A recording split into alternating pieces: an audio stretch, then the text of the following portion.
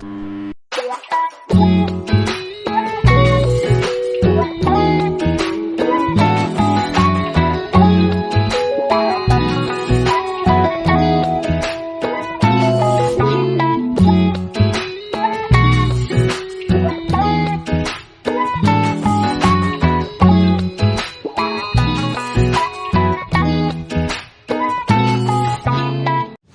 what's good with y'all, man? It's your boy Comet. Today I'm going to be breaking down my part of the loop me and Alyx made. I made the starter, so I'm going to be breaking that down. Yeah, let's get straight into it, man.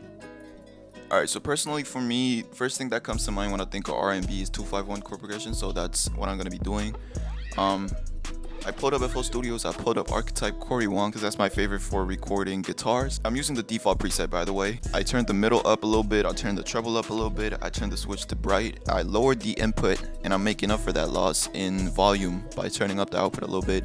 My EQ preset looks like this. I boosted the high end just a little bit, and yeah, like I said, first thing that comes to mind, 251 chord progression. I decided I'm gonna work in the key of E flat major, so 251 in that would be F minor, B flat major, and E flat major. So F minor, but I'm not gonna play some basic regular F minor. I'm gonna add a little bit of spice to it, so I'm gonna play F minor 7 add 9. Sounds like this. Alright, we're gonna go to B flat major 13.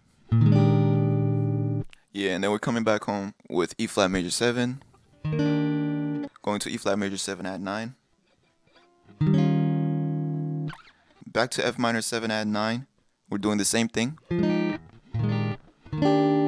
but at the last part, instead of going to E flat major 7 add 9, we're gonna go G7 sharp 9, and then we're going to C augmented 7 to C minor 7, back to F minor 7 add 9. And that's a loop. And after that, I'm just soloing in the key of C minor, which is the same thing as E flat major.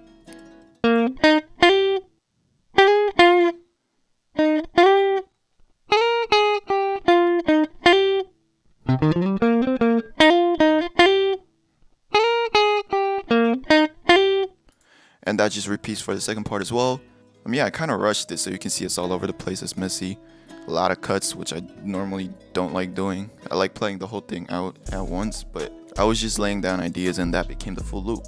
But anyways, in terms of effects, I added Archetype Chord 1 again, but this time a really funky preset. It's called DI Auto Wah Goodness. And this right here, this is sauce. Just listen to how good it sounds now.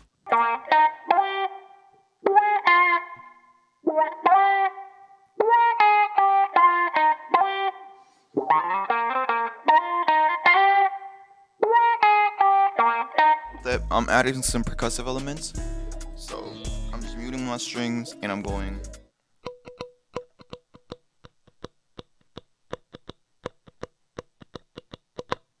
on my strings. That sounds like this.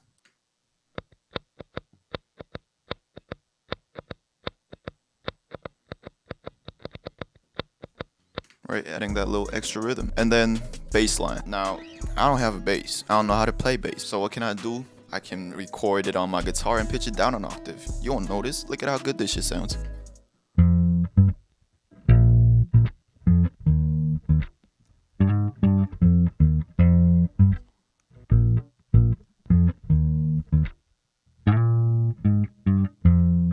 Who would think that's not a bass? You know what I mean? So what I did, I followed the root note of the chord progression for the most part, and I added little like fill-ins. Basically, it's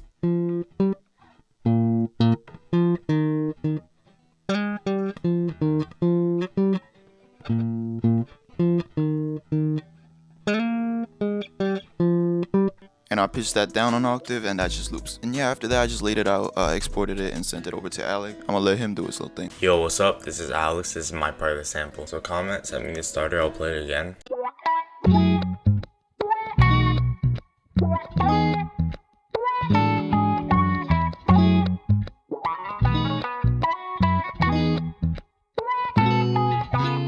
So I actually doubled the tempo for this, so we're at 154 BPM now. So Comet explained the chord progression earlier, and this is what it looks like on a piano roll. The sound I have right now is a Rhodes, and here's what I played.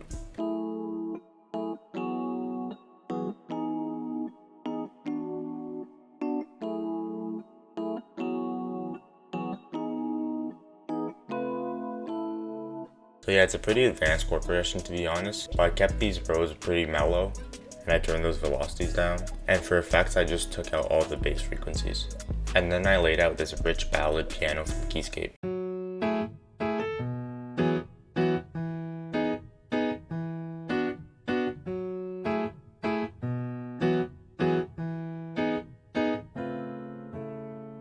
But first I play this pretty neat rhythm that I use a lot in my Latin samples actually, and I add some little accents here and there, like in the places selected. And of course I played those bass notes pretty low. Now we can actually see the 2 5 chord progression combo I was talking about, which is the 2, the 5, and the 1. But then in the end, I ignore the rhythm and I play actually just sustained chords, just to emphasize the resolution to the next bar. And then I added a bunch of guitar top lines using my electric guitar.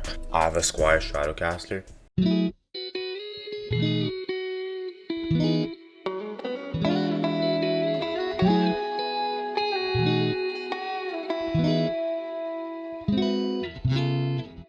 So here I actually have 2 different top lines linked to 2 different mixer tracks. So at first I have this bright one right here.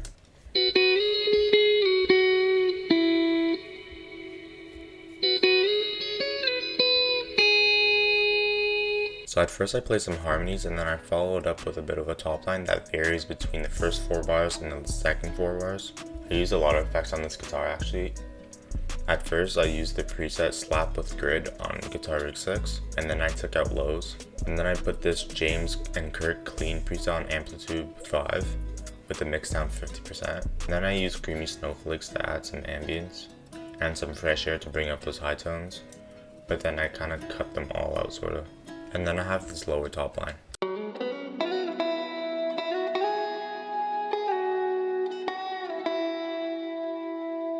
The effects on this one, I have this Afrofunk preset from Corey Wong. I took out some lows, and then I put a tight plate reverb from Valhalla Vintage Verb, and this Supermassive preset. So even though Comet added some nice percussion using his guitar, I added this drum loop I found, I believe, from an XY one-shot kit. And I chopped a bit of the drum loop so that it adds a fill in the beginning, kind of like this.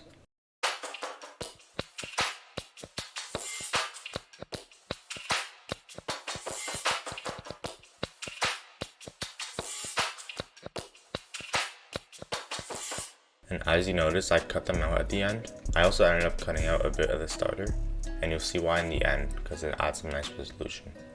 For this drum loop, I added 2 EQs like this, and then a bit of reverb. And then I knew I wanted to add some sort of lead, and I know sine leads are pretty popular for this type of guitar loop, and I knew the default sound in Keyscape was a sine wave, so I didn't even open Keyscape, I left it as it is like this, and I played this lead.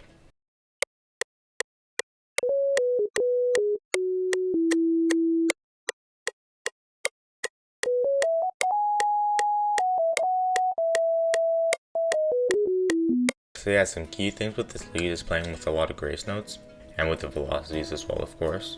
And adding runs like these that go up and then eventually down is a cool way to switch things up. And to add a bit of an accent for the beginning of the sample, I added these sparkles.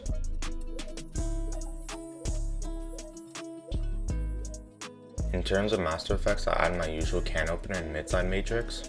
I ended up pitching the sample up 1 semitone and put my usual fresh air. So yeah, shout out Comet for the starter, hope you guys enjoyed, and here's the final loop.